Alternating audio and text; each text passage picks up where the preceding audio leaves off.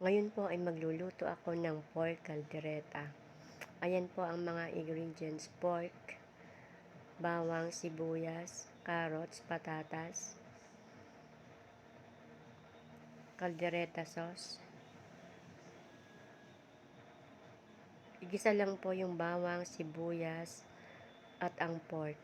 Ang pork ko pong ginamit ay ang kalahati ay ribs at ang kalahati naman po ay kasim.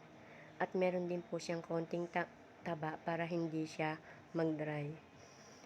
Magmamantika po kasi yung taba, kaya para hindi siya dry na dry pag naluto. Ayan po, nagisa na sa bawang, sibuyas ang pork.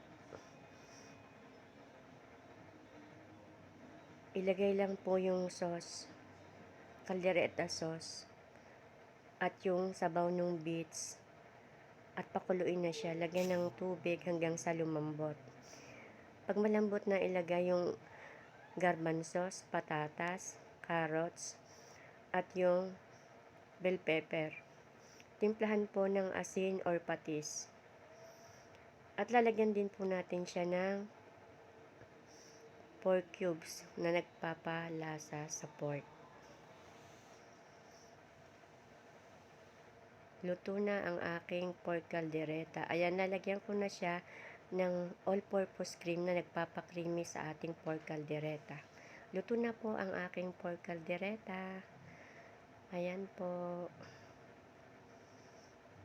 Creamy pork caldereta. Kain na po tayo.